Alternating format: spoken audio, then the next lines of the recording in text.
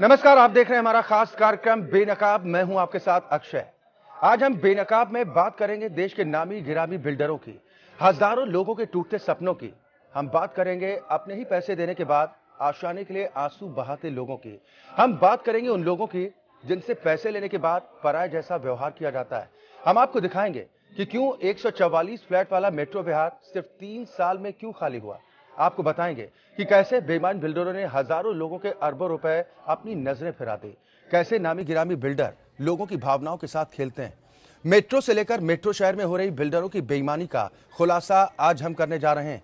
बेनकाब होंगे वो जो जालसाजी का जाल फैलाकर अपनी जेबें भर रहे हैं और लोगों के सपनों को चकनाचूर कर रहे हैं।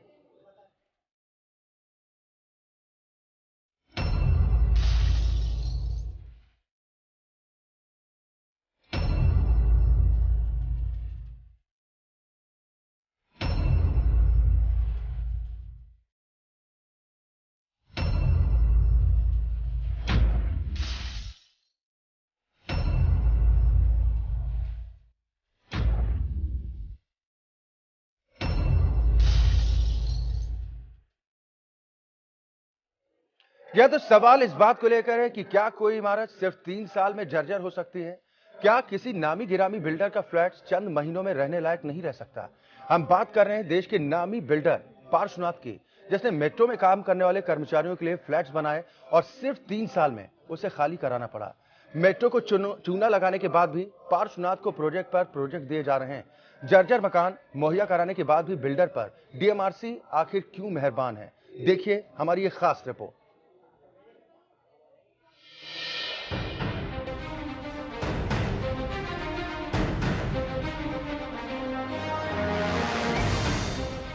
दिल्ली मेट्रो में ऐसे तो कहा जाता है कि क्वालिटी के साथ समझौता नहीं किया जाता, लेकिन वो जमाना अब नहीं रहा।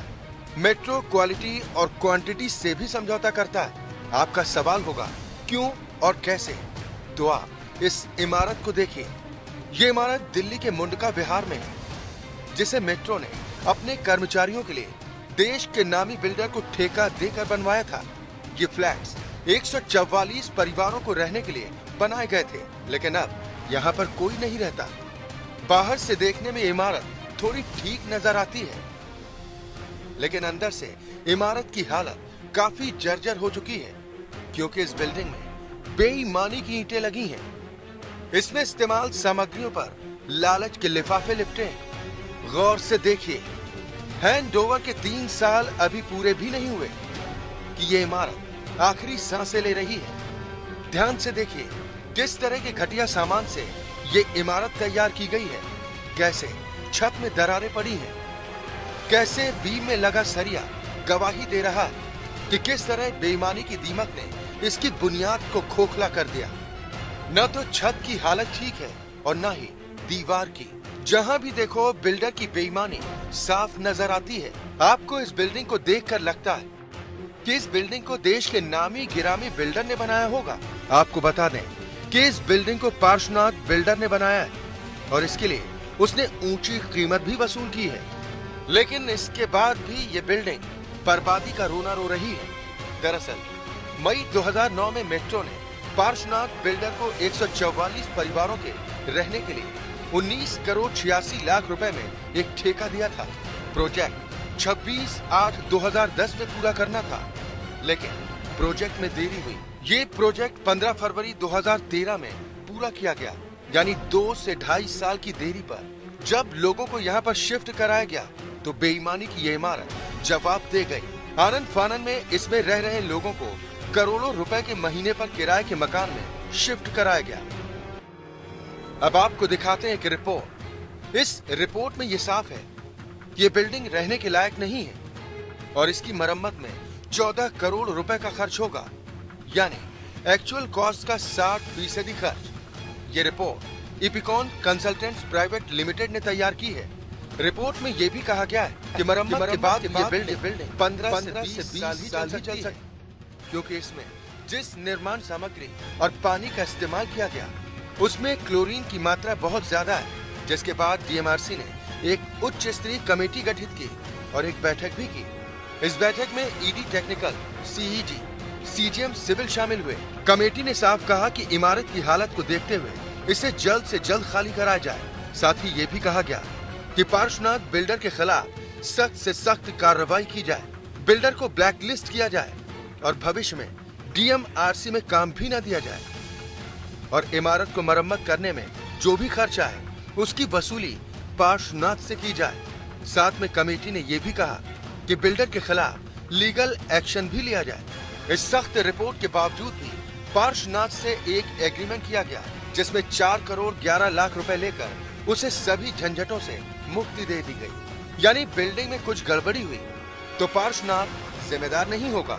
कमेटी की सिफारिश को ताक पर रखते हुए डीएमआरसी पार्श्वनाथ बिल्डर को लगातार प्रोजेक्ट दे रही है, जिससे साफ जाहिर है कि बिल्डर और कुछ अधिकारियों के बीच बेईमानी का खेल खेला जा रहा है। आखिर बिल्डिंग के नाम पर कब तक बेईमानी का खेल खेला जाएगा? ये तो सिर्फ बिल्डरों की बेईमानी की एक छोटी सी बानगी भर है। आगे हम दिखाएंगे बड़े बड़े बिल्डरों के बड़े बड़े कारनामे। बने रहिएगा, अभी बहुत कुछ है बाकी। Bureau report, EPN. या तो आपने देखा कि मेट्रो और पार्श्वनाथ बिल्डर के बीच में क्या पकड़ा है। इस खबर की पुष्टि के लिए जब हमने अपने संवाददाता अनिल सिंह को मुंडका विहार भेजा, उन्होंने अपने कैमरे में क्या कुछ कैद किया और वहां पर क्या कुछ देखा, ये हम आपको भी दिखाते हैं। दिल्ली मेट्रो ने अपने कर्मचारियों को रहने के लिए मकान बनवाए थे मुंडका के अंदर, मुंडका विहार जिसका नाम रखा गया था। अगर आप इन फ्लैटों की हालत देखते हैं तो पूरी तरीके से जर्जर हो गई है। पार्श्वनाथ बिल्डर ने इसको पूरी बिल्डिंग को बनवाया था जहां पर 144 फैमिलियां रह रही थी, लेकिन आज यहां पर एक भी फैमिली नहीं रह रही है इन बिल्डिंगों के अंदर और इसमें पूरी तरह दरार आ चुकी है और इसको जो है उच्च स्तरीय बैठक ने पूरी तरीके से डेंजर घोषित कर दिया था। हम अंदर की ओर चलने की कोशिश करते हैं और बातचीत करने की कोशिश करेंगे। भैया, ये बिल्डिंग कब से बंद है? कब से बिल्डिंग ये बंद है? हैं? आप यहाँ पर सीनियर हैं, कर्मचारी हैं, कब से ये बिल्डिंग बंद है? आप 5 मिनट वेट कीजिए। अच्छा, कब से ये बिल्डिंग बंद है? आप 5 मिनट वेट कीजिए। हमने अथॉराइज्ड पर्सन को बुलाया है, हमने इन्फॉर्म कर दिया हमारे डिपार्टमेंट को, जो आपसे बात करेंगे। अभी आप बता रहे थे कि आप यहाँ पर सीनियर हैं, सबसे आप ही सब कुछ यहाँ पर देखते हैं, क्या कहेंगे आप? ऐसा है, आप जबरदस्ती लपेटने की कोशिश ना करें। लपेटने की कोई बात नहीं, आपके सामने बिल्डिंग बंद है, आपके सामने बिल्डिंग है फटी हुई जो है। लपेट दोगे किसी को भी? ठीक है, हमने कंसर्न डिपार्टमेंट को बता दिया, आप वेट कीजिए। मेट्रो के जो कर्मचारी हैं वो कुछ भी बोलने से बच रहे हैं। उन्होंने बोला कि हमने हायर अथॉरिटीज को बता दिया है, वो आएंगे तो यहाँ पर बात करेंगे। लेकिन अगर आप सामने की तरफ देखते हैं तो पूरी हालत जो है इनकी जर्जर हो चुकी है और इसके बाहर भी अगर आप देखते हैं तो 1, 2, 3 तीनों ही टावर जो है पूरी तरीके से बंद हैं। चौथे टावर में कुछ लोग रह रहे हैं और ये 2009 में जो है बनाए गए थे। उसके बाद जो है 2015 के अंदर ये तैयार हुए थे, पार्श्वनाथ बिल्डर द्वारा तैयार किए गए थे, लेकिन इनकी हालत इतनी जर्जर हो गई कि इनको डेंजर घोषित कर दिया गया। उच्च स्तरीय बैठक के बाद पार्श्वनाथ बिल्डर को भी जो है मेट्रो का या किसी सरकारी काम का ठेका देने से मना कर दिया गया था, लेकिन उनको भी ताक में रख के जो है अब भी दोबारा से पार्श्वनाथ बिल्डर को लगातार जो है ठेके दिए जा रहे हैं। कैमरा पर्सन संदीप लोहिया के साथ अनिल सिंह, एपीएन दिल्ली। या तो अब तक ये कहा जाता था कि मेट्रो अपनी क्वालिटी के साथ कोई समझौता नहीं करता है, लेकिन शायद अब ये बातें गुजरे जमाने की बात हो चुकी हैं। जमकर मनमानी की जा रही है, आम आदमी के सपनों को बट्टा दिखाने का प्रयास किया जा रहा है। आखिर कानून क्या कुछ कहता है, इस पर हम ज्यादा चर्चा करेंगे। हमारे साथ बेहद खास मेहमान वीरेंद्र गांधा जी जुड़े हैं। आप वरिष्ठ अधिवक्ता हैं सुप्रीम कोर्ट के। सर, बहुत स्वागत है आपका हमारे साथ इस कार्यक्रम में शामिल होने के लिए। सबसे पहले मैं ये जानना चाहूंगा कि हमारे दर्शक भी बेहतर तरीके से ये समझ पाएं कि एक बिल्डर के लिए क्या कुछ नियम कायदे तय होते हैं जिन्हें फॉलो करना जरूरी होता है, क्योंकि मनमानी इतनी ज्यादा हो रही है, लोगों के सपनों को चकनाचूर किया जा रहा है, उनकी पाई पाई की मेहनत पर डाका डाला जा रहा है खुला। देखिए, बिल्डिंग बाई लॉज के लिए एक बड़ा ही पुराना कानून बनने की उस पे स्टेज पे था और बहुत सालों लग गए उसको। जो बिल्डिंग रेगुलेटर्स की बात हो रही थी कि बिल्डर्स के लिए एक रेगुलेटर, इंडिपेंडेंट रेगुलेटर होना चाहिए who should conduct all the regulate all the builders. तो वो एक्ट पास हो गया, लेकिन उसको नोटिफाई नहीं हो रहा, रूल्स नहीं बन रहे, तो इस तरह की डिले हो रही हैं। बट इसके अलावा और भी बहुत सारे लॉज हैं जो कंज्यूमर को प्रोटेक्ट करते हैं। But before I come to those laws, एक सबसे जो इसमें अहम सवाल है कि बिल्डर्स क्या ये जो भी मनमानी अपनी करते हैं जी, क्या वो अकेले कर पा सकते हैं? कि उनके साथ बाकी जो गवर्नमेंट अथॉरिटीज़ जो हैं, सिविक अथॉरिटीज़ हैं, उनका उसमें पूरा हाथ नहीं है। आपकी बिल्डर के पास कोई पूरी अप्रूवल्स नहीं होती है, कोई सैंक्शन नहीं होती है, एनवायरनमेंट क्लियरेंस नहीं होता है, फिर भी वो बिल्डिंग 25 फ्लोर की बिल्डिंग बन के खड़ी हो जाती है, कोई उसको चेक नहीं करता है। तो इसमें बिल्डर्स और जो सिविक अथॉरिटीज हैं या गवर्नमेंट अथॉरिटीज हैं वो भी अपना आंखें बंद करके बैठ के दे अलाउ देम टू फ्लरिश। तो ये एक सारा एक I would say mafia but something like mafia, ये मिल के सब कुछ ये कंज्यूमर को लूटने की कोशिश कर रहे हैं। तो इस वजह से ये सारा लॉज में भी जो एग्जिस्टिंग लॉज है वो भी कोई इतने इनसफिशिएंट लॉज नहीं है कि अगर कोई उनको बिल्डर्स को पकड़ना चाहे, टाइमली पकड़ना चाहे तो उसको रोक सके। लेकिन हमारे साथ प्रॉब्लम है कि एनफोर्समेंट उस लॉज की होती नहीं है। अब आपने बहुत 4-5 साल पहले आकाश बिल्डिंग बॉम्बे में जैसे बनी, कितने उसमें बड़े बड़े लोग उसमें इन्वॉल्व हैं, अल्टीमेटली सुप्रीम कोर्ट को उसको इंटरवीन करके फिर उसको रोकना पड़ा। और इतनी बड़ी बिल्डिंग, इतना पैसा खर्च हो गया, एक प्राइम जगह है, सी शोर पे है, लेकिन कोई उसको यूज नहीं कर पा रहा। Whole building has to be now demolished. जी, जहां तक जो एग्जिस्टिंग लॉज की बात है, जी, आपके पास कंज्यूमर एक्ट जो है बहुत ही स्ट्रॉन्ग कंज्यूमर्स एक्ट है इस वक्त। और जनरल जो भी जुडिशियल अथॉरिटीज हैं, चाहे वो इवन डिस्ट्रिक्ट फोरम के लेवल पे हो, स्टेट फोरम के लेवल पे हो, नेशनल फोरम के लेवल पे हो, या इवन सुप्रीम कोर्ट के लेवल पे हो, ये सब जुडिशियल अथॉरिटीज कंज्यूमर को फेवर करती हैं। कोई भी अगर केस, जैसे कोई अभी पीछे सुप्रीम कोर्ट ने एक डिसीजन दिया कि जुरिस्डिक्शन की बात है कि आपके पास अगर आपका जो फ्लैट है 20 लाख से कम है तो आप खाली डिस्ट्रिक्ट फोरम में जा सकते हैं। 20 लाख से 1 करोड़ तक है तो आप जाते हो स्टेट फोरम में, लेकिन 1 करोड़ से ऊपर है तो then you can state go to the national commission. तो अभी अकेला अगर मान लो किसी का कोई छोटी सी बिल्डिंग है, 10-12 लाख का फ्लैट मिला है, तो वो अकेला बेचारा उसको डिस्ट्रिक्ट फोरम में ही जाना पड़ेगा। तो अभी सुप्रीम कोर्ट ने कहा कि ये बात नहीं है। अगर 10 लोग मिलके, अगर उनकी 10 लोग मिलके उनकी टोटल वैल्यू 1 करोड़ से ऊपर है तो वो सीधा सुप्रीम कोर्ट में जा सकते हैं। चलिए, बिल्कुल सर, हम विस्तार से इन्हीं तमाम पहलुओं को जानने की कोशिश करेंगे कि आखिर वो कौन से लूज पॉइंट्स होते हैं जिनका ये बिल्डर फायदा उठाते हैं और मनमानी करते हैं, आम लोगों की मेहनत की कमाई पर बट्टा लगाने का काम करते हैं। हम यहाँ पर एक ब्रेक के लिए रुक रहे हैं, ब्रेक के बाद लगातार चर्चा भी जारी रखेंगे और इसके साथ ही हम उन निवेशकों से आपकी बातचीत भी कराएंगे जिनके साथ धोखा किया गया, जिनके साथ छल किया गया, और ये छल किया पार्श्वनाथ बिल्डर ने। हम बात करें उन बिल्डर्स की जो लोगों के साथ धोखाधड़ी करते हैं, उनकी मेहनत की कमाई पर डाका डालने का काम करते हैं। अभी तक आपने देखा कि पार्श्वनाथ बिल्डर के क्या कुछ कारनामे हैं। अब हम आपको दिखाते हैं कि कैसे देश के नामी गिरामी बिल्डर लोगों की जिंदगी भर की कमाई पर कुंडली मार कर बैठे हैं। कैसे बिल्डर अपने जाल में फंसाकर सालों से निवेशकों को लॉलीपॉप दे रहे हैं। आशियाने के नाम पर सिर्फ भरोसा मिल रहा है। आखिर कब तक निवेशकों को अपने घर के लिए इंतजार करना पड़ेगा? कौन कौन है वो बिल्डर जिन्होंने अपने चक्रव्यूह में निवेशकों को फंसाया? देखिए ये खास रिपोर्ट।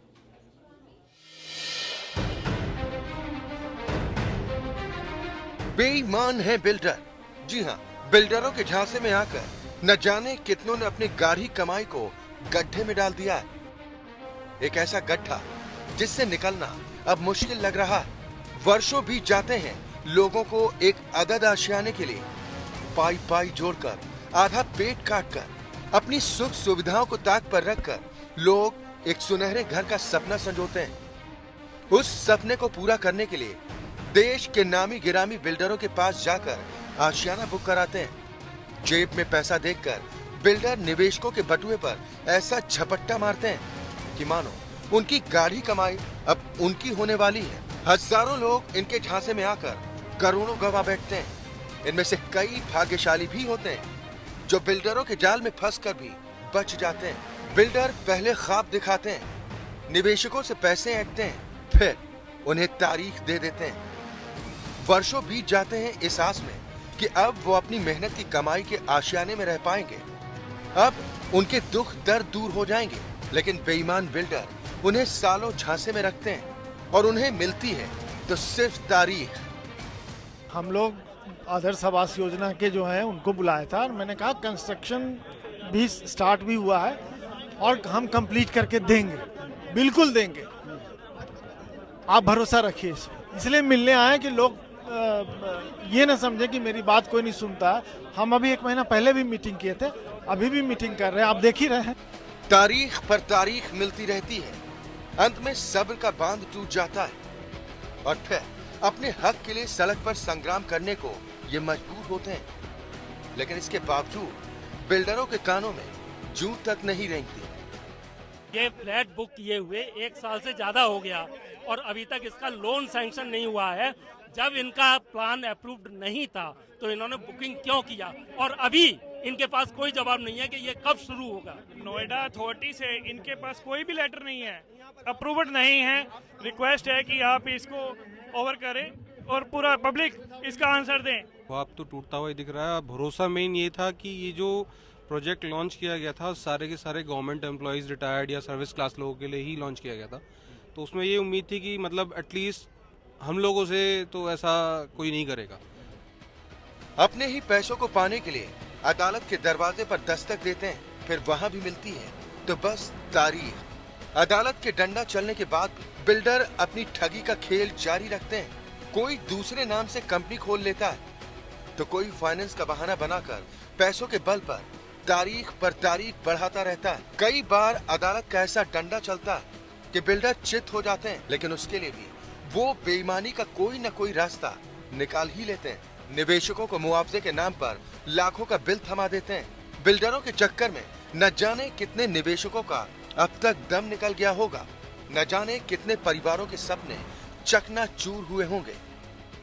ये हमने जून 2012 में Amrapali Centurion Park Terrace Homes एक प्रोजेक्ट है ग्रेटर नोएडा वेस्ट में, इसमें बुकिंग दिया था और उसमें हमें जो डॉक्यूमेंट्स हैं उनके जो आश्वासन दिया गया था कि लगभग 3 साल में वो हमें प्रोजेक्ट कंप्लीट करके दे देंगे। तो 3 साल मतलब 2015 में हमें लगभग प्रोजेक्ट कंप्लीट करके मिल जाना था हमारा घर। बट प्रॉब्लम ये है कि 90% पेमेंट लेने के बाद भी बिल्डर ने काम बंद कर दिया है साइट पे और बायर्स अब कहीं का नहीं रहा, क्योंकि एक तरफ तो हमें EMI देनी है और दूसरी तरफ रेंट देना है, जो कि हमारे लिए बहुत टफ हो चुका है। 15 दिन पहले भी जो आम्रपाली के CMD है मिस्टर अनिल शर्मा, उनसे बातचीत हुई थी तो उन्होंने यही कहा था कि 17-18 तारीख तक हमारी साइट पे काम शुरू हो जाएगा। अभी हम लोग जब विजिट किए तो वहाँ पे कोई काम अब तक स्टार्ट नहीं हुआ है। सर ऑफ कोर्स वो दौर हमारे लिए बहुत कठिन रहा। हमने घर बुक किया, हमारी तब शादी हुई थी, वी वर वेरी हैप्पी कि हमारा अपना घर होगा। एक बड़ा घर हमने बुक किया, बहुत सारे हमारे ड्रीम्स थे जो पूरे नहीं हुए ऑफ कोर्स। अब हमें दोबारा से छोटा घर, थोड़ा छोटा है, वो हमें लेना पड़ा है, तो उसके साथ हम अपना काम चला रहे हैं। बट ये काम चलाने वाली बात है, हमारे ड्रीम्स तो कंप्लीट नहीं हो पा रहे हैं। ऑफ कोर्स हमारा आम्रपाली से थोड़ी उम्मीदें हैं बट लगता नहीं है कुछ होने वाला है। अब गवर्नमेंट ही हमारा साथ दे सकती है, हमारी उम्मीदें अथॉरिटी से ही हैं। बेईमानी के इस खेल में सिर्फ बिल्डर ही शामिल नहीं है, इस खेल में उच्च अधिकारियों और दफ्तर के कर्मचारियों का भी हाथ होता है। अथॉरिटीज के अधिकारियों को प्लॉट हासिल करने के लिए घूस दी जाती है, नक्शे पास कराने के नाम पर करोड़ों की घूस, कॉम्पिटिशन के लिए घूस, और जब दलाली की नींव पर इमारत तैयार हो तो आशियाना समय पर कैसे मिल सकता है? जब नीचे से ऊपर तक पैसे से तोला जाता हो, फ्लैट्स की कीमत से ज्यादा घूस दी जाती हो, तो बेईमानों पर लगाम की उम्मीद आखिर कैसे की जा सकती है? बिल्डर लोगों के पैसे को अपने पिता की जागीर समझकर एक प्रोजेक्ट से दूसरे प्रोजेक्ट में निवेश करते हैं और निवेशकों को भगवान के भरोसे छोड़ दिया जाता है। अपना सपनों का घर, जैसे स्मार्ट सिटी जाना जाता था पहले, बाद में इसको सपनों का दे दिया जो शायद कभी पूरा होता लगता नहीं। मेरी औलाद नहीं थी उस टाइम पे, तो सोचो इसके बोर्न होने से पहले लिया और आज ये 5 साल से ऊपर की हो गई है। कहीं से नहीं मिल रहा है कि बाहर को कहीं से भी जस्टिस मिल ही नहीं रहा है। और अब तो हालात ये हुए हैं कि माल्या के साथ विजय माल्या जी हैं, उनके साथ ये अनिल कुमार सिंह जी ने भाग जाए।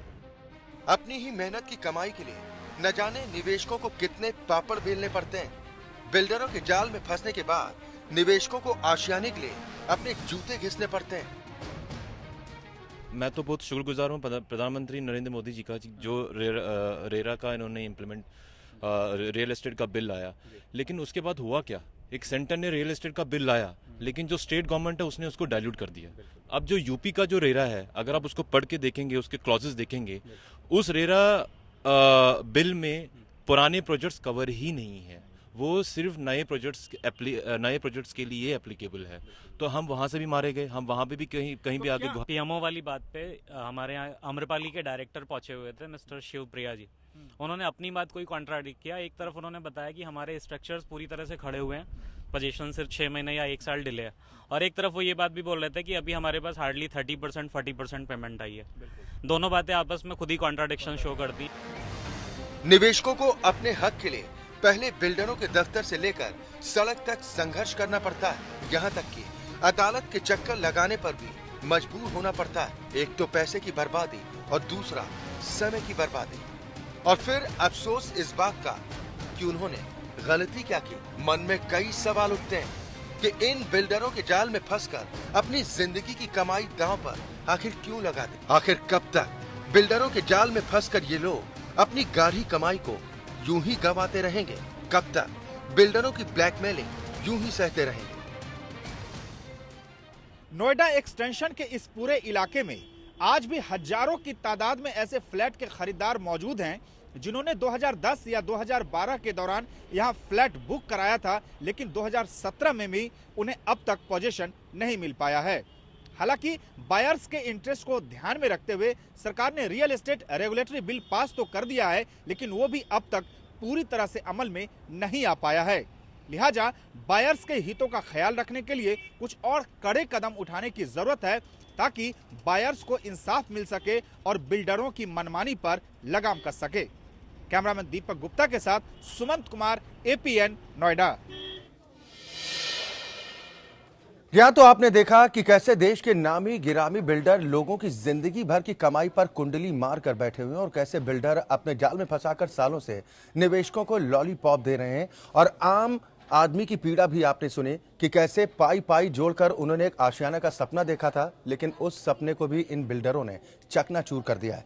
सुमंत, हमारे संवाददाता ज्यादा बातचीत के साथ जुड़ रहे हैं, उनके साथ तमाम इन्वेस्टर्स भी मौजूद हैं जिन्होंने एक घर का सपना देखा था, लेकिन वो सपना आज भी सपना ही बना हुआ है। सुमंत, आपके साथ तमाम निवेशक वहां पर मौजूद हैं, उनसे जरा बातचीत करने की कोशिश कीजिए कि आखिर किस तरह से उन्हें सब्ज-बाग दिखाए गए थे जब वो फ्लैट के लिए संपर्क करने के लिए पहुंचे थे, और आज की क्या स्थिति है, आज क्या बातें कही जा रही हैं, आज क्या भरोसा दिया जा रहा है? जी अक्षय, मैं कुछ अपनी बातचीत की शुरुआत करी उससे पहले सबसे पहले मैं आपको एक ताजा तस्वीरें दिखाना चाहूंगा। ये वो जगह है जिसे हम नोएडा एक्सटेंशन का गेटवे कह सकते हैं, 4 मूर्ति गोल चक्कर। यहाँ तस्वीरों में जो आप देख रहे हैं, ये जो गाड़ियों की लंबी कतारें लगी हुई है, ये जो ट्रैफिक जाम के हालात बने हैं, ये इस वजह से बने हैं जो तमाम बिल्डर्स जो बायर्स को फ्लैट नहीं दे रहे हैं, वो यहाँ पे अभी अब से कुछ देर पहले तक हजारों की तादाद में यहाँ पे जमा होकर उन्होंने विरोध स्वरूप ये चक्का जाम कर दिया था। बहुत मुश्किल से और घंटों की मशक्कत के बाद यहाँ की लोकल पुलिस इस जाम को छुड़ा पाई है। बावजूद इसके आप देख सकते हैं कि कितनी बड़ी कतारें लगी हुई है। अब हम सीधे निवेशकों से बात कर सकते हैं, यही वो तमाम लोग हैं जिन्होंने यहाँ पे चक्का जाम किया था। इन्हीं से जानेंगे कि इन्होंने क्यों चक्का जाम किया था। मैम, सबसे पहले क्यों आप लोग विरोध प्रदर्शन कर रही थी? आप सर, हमारा विरोध केवल इसलिए था कि हमारा जो बिल्डर्स ने पैसा लिया हुआ है, वो उन्होंने मतलब बिल्डर्स ने एक सपना दिया हमें, एक ड्रीम हाउस का सपना दिया कि आपको ये हाउस मिलेगा, और हमें एक गहरी नींद सुला दिया। लेकिन जब हमारी आंख खुली तो ना वो घर था, ना वो सपना था, और हमारे लिए बस वहाँ रेत का ढेर था। और कब आप लोगों ने घर बुक कराया था? कब आपने घर बुक कराया था और कब कहा गया था? सर, मैं आम्रपाली गोल्फ होम में C1 यूनिट के अंदर मैंने 2010 अक्टूबर के अंदर घर बुक कराया था। कई बार इनके साथ मीटिंग करने के बाद लास्ट ईयर इन्होंने जो प्रॉमिस किया था कि हम जनवरी मंथ तक इस 2017 में सारे घर कर दे देंगे, बट इन्होंने अभी तक कोई भी घर नहीं दिया है। और अभी जो आज की मीटिंग जब उन्होंने उनसे की है तो 2018 का वादा किया है, वादा करने के बावजूद भी और उन्होंने जो बदतमीजी से बात की है वो कभी भी बात नहीं करते। कुछ और देखिए, एक पेपर है जी, आप दिखाइए, ये तस्वीर दिखाना चाह रही है। देखिए, मैं चाहूंगा ये देखिए, ये 24 अक्टूबर 2010 की ये बुकिंग है, ये अलॉटमेंट कम फ्लैट वायर एग्रीमेंट है। जी बताइए क्या? जी, मेरा नाम संदीप है, मैंने आम्रपाली गोल्फ होम से प्रोजेक्ट बुक कराया था 2010 में। आज 7 साल हो गए हैं और केवल 3 फ्लोर बनाए इन्होंने। 7 साल में 3 फ्लोर, और ये 26 फ्लोर की बिल्डिंग की बात कर रहे हैं। कब बना के देंगे? 2050। ना तो सेंट्रल गवर्नमेंट कुछ कर रही है, ना तो यूपी गवर्नमेंट कुछ कर रही है। गवर्नमेंट का कुछ मतलब ही नहीं है। काला धन क्या पूरा हमारा मेहनती कमाई लेकर के भाग रहा है अनिल शर्मा, भाग रहा है अनिल शर्मा यहाँ से। हाय हाय, बिल्कुल बिल्कुल, मैं आ रहा हूँ कुछ और लोगों से बात। मैम, आपने कहा घर बुक कराया था? सर, आप आगे आइए। जी, आम्रपाली ड्रीम वैली में मैंने बुक कराया था। सन 2012 में मैंने बुक कराया था। 2016 में बोला था आपको प्रोजेक्ट दे दिया जाएगा, लेकिन अभी तक जो है पिछले 6 महीने से कोई काम नहीं चल रहा है। और अभी गए थे आज तो कह रहे हैं 2019 तक दे पाएंगे उसका भी कुछ पता नहीं है। 2018 दिसंबर लास्ट में देंगे, अभी कोई मतलब नहीं है कि बनेगा, क्योंकि 1.5 महीने से काम रुका हुआ है और अभी कह रहे 2 महीने तक चालू नहीं होगा। हमारी 80% नाराजगी है जी।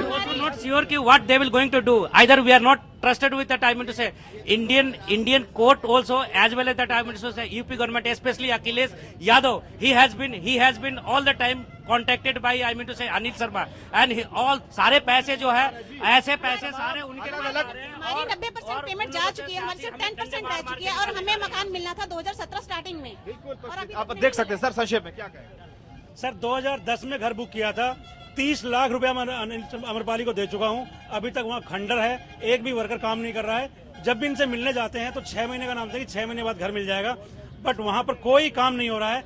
गोल्ड फॉर्म के नाम से इन्होंने घर बनाया था, पर वहाँ कुछ भी नहीं है। ईंटों का खंडर। आप बताइए, आप कहाँ बुक कराया था आपने? मैंने आपको वैल्यू इंफ्रा बिल्ड, आपको वो मेरी बिल्डर है और हमारी वहाँ पर स्काईवा क्रिएटिनोडा के पास वहाँ पर है, इनकी जो प्रोजेक्ट है स्काईवॉक के नाम से, और 2013 में मैंने बुकिंग करवाया था।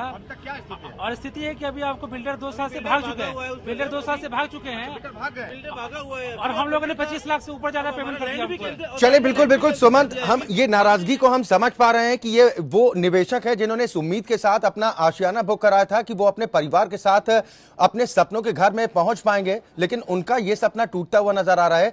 आप बने रहिए, हम लगातार चर्चा करेंगे और निवेशकों से जानने की कोशिश भी लगातार करेंगे कि आखिर जो सब्जबाग दिखाने की कोशिश की जाती है वो सब्जबाग आखिर अधूरे क्यों रह जाते हैं। जब बुकिंग करानी होती है तब तो बड़े बड़े सपने दिखाए जाते हैं, ऐसे मनमोहक विज्ञापनों का इस्तेमाल किया जाता है जिससे बायर्स है कहीं ना कहीं एक विज्ञापनों के झांसे में आकर अपनी मेहनत की कमाई को गवा बैठता है। इस तरह के बेईमान बिल्डरों के झांसे में आकर हमारे साथ वीरेंद्र गांधा जी लगातार जुड़े हुए हैं। सर, आपने अभी सुना कि किस तरह से इन बायर्स की नाराजगी है, इस उम्मीद के साथ कि एक अपना छोटा सा घर होगा, अपने परिवार के साथ वो वहां पर रहेंगे, लेकिन कोई कह रहा है कि 2010 में बुकिंग कराई, किसी ने कहा कि 2008 में हमने बुकिंग कराई, पोजीशन आज तक नहीं मिला।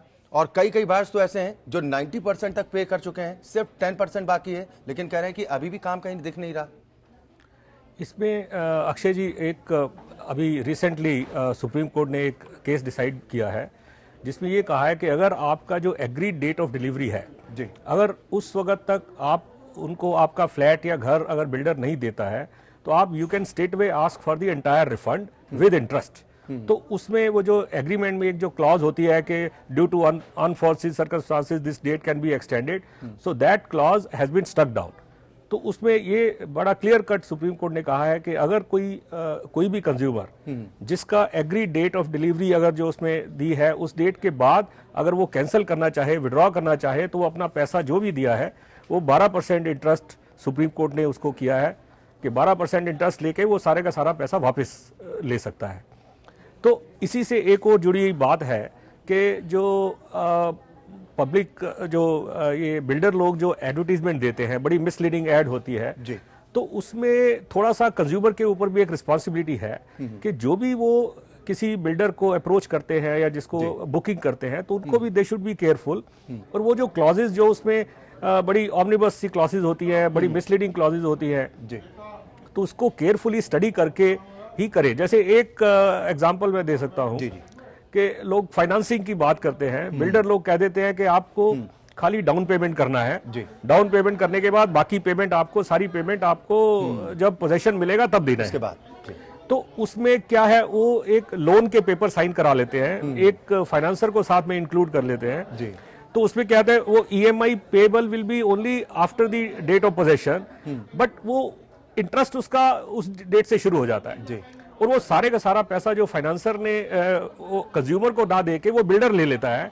बिल्डर इनफैक्ट कंज्यूमर का ही पैसा लेके और वो अपने पास रख लेता है और कंज्यूमर को ये लगता है कि मैंने तो बस डाउन पेमेंट करी है, मैंने और कुछ पेमेंट नहीं करा। तो इस तरह की मिसलीडिंग एडवर्टीजमेंट बड़ी डेंजरस हो जाती है। तो कंज्यूमर को एक बिल्कुल तमाम पहलू सर जो आप बता रहे हैं कि तमाम पहलू हैं जिनको फॉलो करना बिल्डरों के लिए बिल्कुल जरूरी होता है, मैंडेटरी होता है, लेकिन उसके बावजूद नियम कायदों की जमकर धज्जियां भी उड़ाई जाती हैं और धोखा देकर लोगों की मेहनत की कमाई पर डाका डालने का प्रयास किया जाता है। हमारी फोन लाइंस भी खुल चुकी हैं। आप जो टेलीविजन स्क्रीन पर जो नंबर्स फ्लैश हो रहे हैं, इन नंबर्स पर कॉल करके आप हमारे साथ जुड़ सकते हैं। अगर आपके साथ इस तरह का कोई फ्रॉड हुआ है, इस तरह की कोई बेईमानी आपके साथ हुई है, तो आप हमारे साथ फोन लाइन के माध्यम से जुड़ सकते हैं। साथ ही अगर इस मसले से जुड़ी अगर आपके पास कोई भी शिकायत है तो आप ट्विटर के माध्यम से भी आप अपनी बात हम तक पहुंचा सकते हैं, फेसबुक के माध्यम से भी कर सकते हैं, और फोन लाइंस लगातार खुली हुई हैं जिसके माध्यम से आप हमारे साथ जुड़ सकते हैं। और क्या कुछ कदम आप उठा सकते हैं, इसको लेकर भी हम आपको ये बताने की कोशिश करेंगे कि आखिर वो कौन सा तरीका हो सकता है जिसके माध्यम से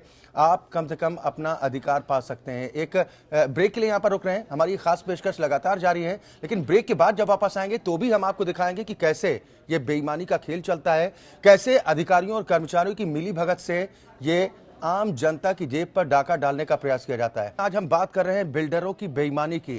प्रदीप जी, एक कॉलर हमारे साथ जुड़ गए हैं। हम अपने दर्शकों से भी अपील कर रहे हैं कि अगर इस तरह की कोई धोखाधड़ी आपके साथ भी हुई है तो आप हमारे साथ जुड़ सकते हैं, अपनी शिकायत हम तक पहुंचा सकते हैं। हम वो तरीका आप तक पहुंचाने की कोशिश करेंगे जिससे आपके साथ जो धोखाधड़ी हुई है उसका अधिकार आपको मिल पाए, आप अपने हक की लड़ाई लड़ सकते हैं, और इस लड़ाई में हम आपके साथ हैं। प्रदीप जी हमारे साथ ग्रेटर नोएडा से एक कॉलर जुड़े हैं, प्रतीक यादव जी हैं। प्रतीक जी, बहुत स्वागत है आपका। क्या हुआ आपके साथ, किस तरह से धोखाधड़ी करने की कोशिश की गई? सर, मैंने ग्रेटर नोएडा में एकदंत एफएनजी नाम का एक प्रोजेक्ट है जी, उसमें फ्लैट बुक किया था 2012 अगस्त में, और उसके बाद उन्होंने मेरे से 80% पेमेंट ले लिया है और कई लोगों से 100% पेमेंट भी ले लिया है। उसके बाद 2 साल से उससे काम ही करना बंद कर रखा है, और जिसके कारण अब आप लोगों को क्या भरोसा दिया जा रहा है बिल्डर की तरफ से?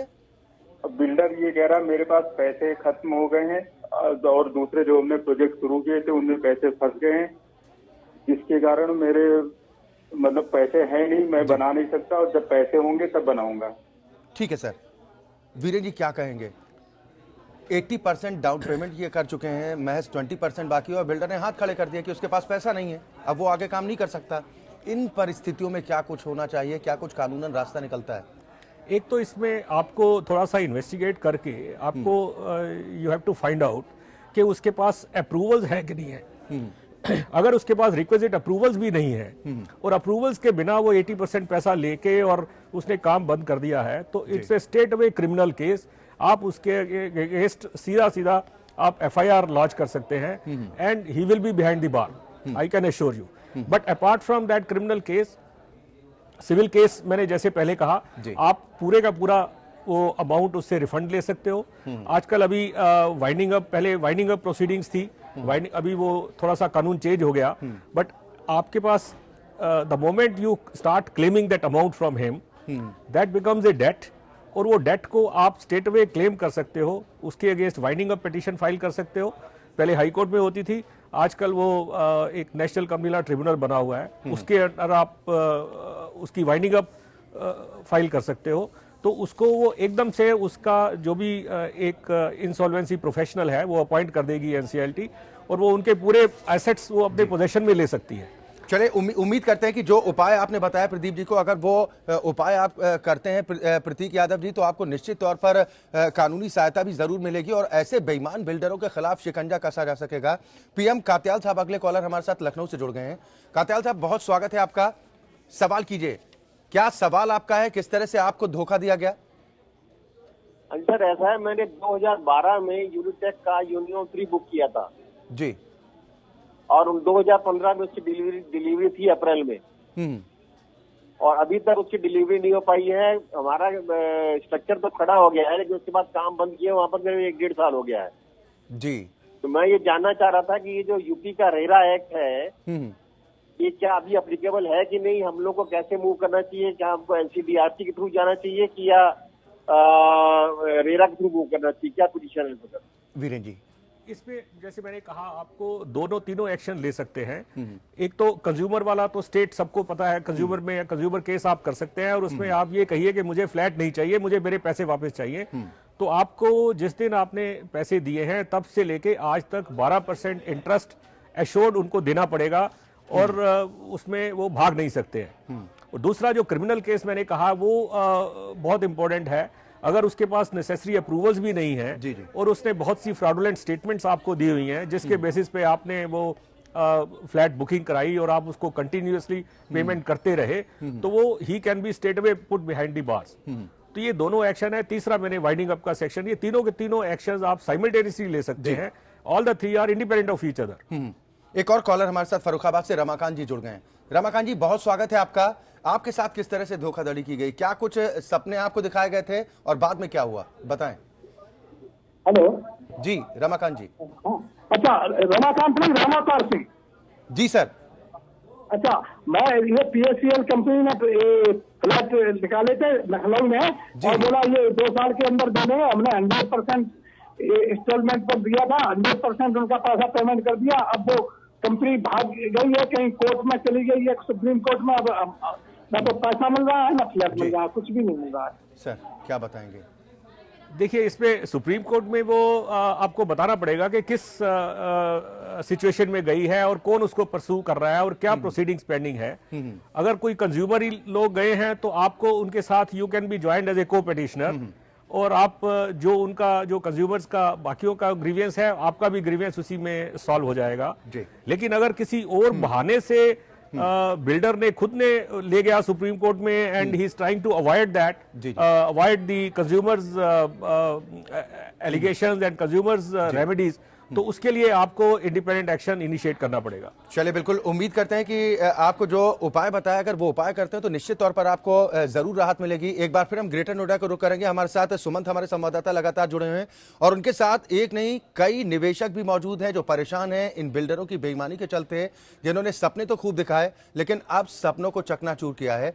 सुमंत, जो आपके साथ तमाम निवेशक वहां पर मौजूद हैं, उनसे ये जानने की कोशिश कीजिए कि आखिर जब उनसे पोजीशन को लेकर जब कहा गया था कि अगर आप इतनी पेमेंट करते हैं तो इतने समय बाद आपको इस मकान की पोजीशन मिल जाएगी, तो तय वक्त पर पोजीशन अगर नहीं दी गई तो उसके पीछे रीजन क्या कुछ बताए गए हैं? भरोसा दिया जा रहा है या उससे भी इतर होकर कोई जवाबदेही भी नहीं तय की जा रही? अच्छा, सीधे जो निवेशक हैं उन्हीं से बात करते हैं। क्या भरोसा दिलाया गया था बिल्डर की तरफ से और अब क्या कहा जा रहा है? सर 2010 में हमने आम्रपाली गोल्फ होम्स में फ्लैट बुक करवाया था। आज हमें बिल्डर ने एक मीटिंग में बुलाया। उस मीटिंग में पता चला कि अनिल शर्मा जो CMD है आम्रपाली के, वो इस गोल्फ होम्स को नहीं देख रहे हैं। He has left the overseeing of Golf Homes. क्या कह रहे हैं कि लेट होने की क्या वजह? लेट होने की वजह ये कह रहे हैं कि हमारे पास कैश फ्लो नहीं है। चलिए आपसे बात करते हैं। आप ये बता रहे थे, बिल्कुल मैं क्या आप बता रहे थे, आप लोगों ने PM ड्रीम वैली में आप बता रहे थे कब प्रोजेक्ट बुक कराया था, अभी PMO में भी आप लोगों ने शिकायत की है। देखिए, हमारा प्रोजेक्ट नोएडा एक्सटेंशन का सबसे पहला प्रोजेक्ट है आम्रपाली ड्रीम वैली। करीब 2009 से हमने बुकिंग स्टार्ट की हुई थी। वहां से फिर उठ के उन्होंने स्मार्ट सिटी से स्टार्ट हुआ था, उसके बाद वहां से ड्रीम वैली में उन्होंने शिफ्ट कराया था। PMO में क्या कंप्लेन किया आप लोग? PMO में हमने हमारे ड्रीम वैली के बायर्स ने सबके बिहाफ पे PMO में कंप्लेंट कराई थी कि उनसे गुहार लगाई थी कि सबसे पहले तो आप अनिल शर्मा का पासपोर्ट जब्त कर दीजिए क्योंकि वो देश छोड़ने के लिए के कगार में है। हमारा पैसा फंसा हुआ है, हमारी गुहार सुनी जाए। हम जो रेगुलरली EMI रेंट जो पे कर रहे हैं, हम एटलीस्ट हमें उससे कुछ निषेध मिल जाए। बिल्कुल, कुछ और लोगों से बात करते हैं कि क्या परेशानी क्या आप लोग ये बताइए। परेशानी ये है कि हमने बुक तो करा लिया फ्लैट 2012 में, हमें सपने दिखाए गए कि 2015 में मिल जाएगा। हम लोग उस उम्मीद से अपने रेंट दिए जा रहे हैं कि 2015 में अपना घर होगा। और आज भी 2015 से पहले और अभी तक जितनी मीटिंग हुई है आम्रपाली में, हम आपको 6 महीने में दे रहे हैं, हम आपको 10 महीने में दे रहे हैं, हम आपको 12 महीने में दे रहे हैं, आज तक कोई डेडलाइन। लेकिन घर नहीं मिला, क्या कहना चाह रहा आप ये बताइए। सर आज उन्होंने जो डेडलाइन दी है वो 2018 की डेडलाइन दी है, वो भी अगस्त एंड तक बोला है। कैन वी सी लाइक कि 2014 का प्रोजेक्ट जो देना था तो भरोसा कम है। कुछ और लोगों से बात करते, बताइए क्या कहें। हमने 2010 में बुक किया था, अभी हमें वो एश्योरेंस देते हैं कि हम 2018 में आपको इन्फॉर्म करेंगे कि पोजीशन कब देंगे। पोजीशन नहीं देंगे, सिर्फ इन्फॉर्म करेंगे। चले, बिल्कुल सुमंत, ये जो निवेशक हैं उनकी भावनाओं को हम समझ पा रहे हैं कि इन्हें अगर भरोसे के नाम पर कुछ मिल रहा है तो वो सिर्फ तारीख और तारीख। मजबूरन सड़क पर संघर्ष करना पड़ता है, अदालतों के चक्कर काटने पड़ते हैं, अपने जूते घिसने पड़ते हैं, लेकिन उसके बावजूद भी इन निवेशकों के हाथ लगती है तो सिर्फ और सिर्फ तारीख। हाल के दिनों में बड़े बिल्डरों का निवेशकों के साथ धोखाधड़ी के कई मामले सामने आए हैं, कई ठोस कदम भी उठाए गए, लेकिन समस्या का हल अब तक नहीं हो पा रहा है। रियल एस्टेट के मौजूदा हालात पर हमारे संवाददाता सुमंत कुमार ने प्रॉपर्टी एक्सपर्ट जितिन शर्मा से भी बातचीत की है। उनका क्या कुछ कहना है ये भी हम आपको सुनाते हैं। हाल के दिनों में फ्लैट खरीदारों के साथ धोखाधड़ी के मामले में कई बड़े बिल्डरों के नाम सामने आए हैं। कुछ को कोर्ट ने फटकार लगाया है तो किसी की गिरफ्तारी भी हुई है। इन पूरी घटनाओं का रियल एस्टेट के कारोबार पर किस तरह का असर हुआ है, इस पर बात करने के लिए इस वक्त हमारे साथ रियल एस्टेट कारोबार से जुड़े हुए और रियल एस्टेट के जानकार जितिन शर्मा मौजूद है। जितिन, सबसे पहले मैं आपकी प्रतिक्रिया यही चाहूँगा कि अभी एक दिन पहले अर्था इंफ्रास्ट्रक्चर के जो प्रमोटर हैं वो गिरफ्तार हुए हैं। इससे पहले सुपरटेक को भी कोर्ट ने फटकार लगाई है। तो ये एक के बाद एक जो घटनाएं हो रही है, जो बड़े बड़े नामचीन बिल्डर हैं वो जो विवादों में आ रहे हैं, इसका रियल एस्टेट कारोबार पे किस तरह का इम्पैक्ट होता हुआ देख रहे हैं आप? देखिए, जो इम्पैक्ट है वो थोड़ा तो जो इन्वेस्टर्स के जो विश्वास है उसको कम करता है कहीं ना कहीं, और रियल एस्टेट के लिए ये सारी जो खबरें हैं ये अच्छी नहीं है। लेकिन वहीं पर मैं कुछ ऐसे बिल्डर्स को भी जानता हूं जिन्होंने टाइमली पोजीशन दिया है, सारे जो वादे उन्होंने इन्वेस्टर्स के साथ किए वो पूरे किए हैं। तो ओवरऑल मैं देखता हूं कि आगे जो आने वाला जो समय है जो उन बिल्डर्स के लिए बहुत ख़राब आने वाला है जो कि अपने वादे पूरे नहीं कर रहे हैं और निवेशकों का पैसा जो है वो कहीं ना कहीं डुबा रहे हैं। जैसे आप चूंकि इस कारोबार से जुड़े हुए भी हैं, रियल एस्टेट के अच्छे जानकार भी हैं, मैं ये जानना चाहता हूं कि अब जब ये बिल आ गया है, सरकार ने इम्प्लीमेंट कर दिया है, तो इसका आप कुछ पॉजिटिव इम्पैक्ट देखेंगे? आपको लगता है कुछ सकारात्मक रिजल्ट जो है वो निकल के आएंगे रियल एस्टेट मार्केट पे, और बायर्स का जो इंटरेस्ट है उसका अब ज़्यादा उसका ख्याल रखा जा सकेगा? जी, इसका इम्पैक्ट बहुत पॉजिटिव रहेगा। बायर्स के पर्सपेक्टिव से अगर मैं देखूं तो बायर्स को पता होगा कि उनको कहाँ निवेश करना है, साथ ही वो निश्चिंत रह सकते हैं कि उनका पैसा जो है वो सेफ है। जो घर का वायदा उनको किया गया है वो पूरा करेंगे क्योंकि उसमें रेगुलेटर उनके साथ है। तो कोई भी अब जैसे पहले हुआ करता था कि एक बिल्डर जो है वो तमाम प्रोजेक्ट्स ला रहा है लेकिन पूरे कोई भी नहीं कर पा रहा है, तो वो सब चीज़ें जो हैं वो सारी घटनाएं वो सारी चीज़ें अब कहीं ना कहीं बंद हो जाएंगी। या तो ये एक्सपर्ट की राय भी आपने सुनी कि वो खुद इस बात को स्वीकार करते हैं कि ज्यादातर बिल्डर किस तरह से धोखाधड़ी करते हैं निवेशकों के साथ। हालांकि कुछ बिल्डर ऐसे भी हैं जो वादे को वक्त पर निभाने का काम भी करते हैं, लेकिन एक बड़ी संख्या ऐसे बिल्डर्स की हैं जो सिर्फ और सिर्फ लोगों के साथ धोखाधड़ी करते हैं। हमारे साथ सुप्रीम कोर्ट के वरिष्ठ अधिवक्ता वीरेंद्र गांधा जी लगातार जुड़े हुए हैं। वीरेंद्र जी, बड़े संक्षेप में आपसे जानना चाहूंगा क्योंकि वक्त की भी बेहद कमी है। रियल एस्टेट बिल भी पास हो गया, आखिर सरकार की तरफ से कौन से वो स्टेप उठाए जाने चाहिए? क्योंकि जो एक दिक्कत ये भी आती है कि RWS के को हैंडओवर नहीं किया जाता है बिल्डर्स की तरफ से, और ये होता है कि मेंटेनेंस की जिम्मेदारी भी खुद के पास रख लेते हैं और उसके बाद मनमाने तरीके से लूट की जाती है। DLF की भी अगर बात कर लें तो 650 करोड़ रुपए की पेनल्टी लगी है। तो क्या सरकार को स्टेप उठाने चाहिए ऐसे बेईमान बिल्डरों के खिलाफ ताकि निवेशकों के साथ धोखाधड़ी ना हो? देखिए, ये मैंने अभी कहा कि एक रियल एस्टेट बिल जो पास हुआ है ये बहुत पुरानी बात है। पिछले 5, 6, 7 साल से इसकी बात चल रही है, मे भी इसके भी पहले। अब वो बिल पास भी हो गया है लेकिन वो इम्प्लीमेंट नहीं हो पा रहा। क्यों नहीं हो पा रहा, this I think government will have to answer. But उसमें एक बहुत बड़ा एक जो प्रोविजन है which will be very useful for the consumer कि अभी क्या होता है कि वो पहले बुकिंग अमाउंट, एक प्रोजेक्ट लॉन्च करते हैं बिल्डर्स, बुकिंग अमाउंट ले लेते हैं और वो बुकिंग अमाउंट अपने पास रख के उस प्रोजेक्ट को भूल के एक नया प्रोजेक्ट और लैंड खरीद के नया प्रोजेक्ट लॉन्च कर देते हैं। तो अब इस रियल एस्टेट बिल में एक प्रोविजन है कि आपने जो पैसा इस प्रोजेक्ट के लिए लॉन्च किया, संक्षेप में ये जरूर जानना चाहूंगा, वक्त वो हाँ मैं वही बता रहा हूँ। ये बिल अगर अमल में आ जाता है तो इससे कितना शिकंजा कस पाएगा इस तरह के बेईमान बिल्डरों को? हाँ, तो उससे एक ये बहुत बड़ी चीज है कि जो पैसा आपने इस प्रोजेक्ट के लिए लिया है उसके लिए एक सेपरेट अकाउंट आपको खोल के रखना पड़ेगा, एस्क्रो अकाउंट कहते हैं। तो वो पैसा उसी अकाउंट में ही डिपॉजिट होगा, वो आप पैसा कहीं और डाइवर्ट नहीं कर सकते। तो जो अभी आजकल जो बिल्डर लोग कर रहे हैं कि वो पैसा लेके और दूसरी लैंड खरीद ली, दूसरा प्रोजेक्ट लॉन्च कर दिया, तो मल्टीपल प्रोजेक्ट लॉन्च करके लेकिन वो पुराने प्रोजेक्ट भूल जाते हैं, तो वो चीज रुक जाएगी। जो बेईमानी की जो संभावनाएं है वो कम हो जाती हैं अगर काफी कम हो जाएगी। अगर अमल में ले आया जाता है तो ऐसे में ये कहा जाना चाहिए कि सरकार को प्राथमिकता से इस पर ध्यान देना चाहिए ताकि इस तरह के बेईमान बिल्डरों के खिलाफ शिकंजा कसा जा सके। बहुत बहुत शुक्रिया वीरेंद्र गांधा जी हमारे साथ इस चर्चा में शामिल होने के लिए। साथ ही सुमंत हमारे संवाददाता जुड़े थे और उनके साथ तमाम निवेशक जो जुड़े थे, उनकी जुबानी हमने आपको सुना है कि ये बेईमान बिल्डर किस तरह से बेईमानी करते हैं। एक आम आदमी का सपना एक छोटा सा घर हो अपना, जिंदगी भर अपने मेहनत की कमाई को जोड़कर जब एक घर का सपना देखते हैं तो इन बेईमान बिल्डरों की नजर उस पैसे पर पड़ जाती है जिसके बाद ये बिल्डर आंसू बहाने को मजबूर होते हैं। ऐसे में सरकार को गंभीरता के साथ कदम उठाने चाहिए और ऐसे बिल्डरों को उनकी सही जगह सलाखें दिखानी चाहिए। हमारी इस खास पेशकश में आज के लिए बस इतना ही। एपीएन न्यूज में खबरों का सिलसिला लगातार जारी।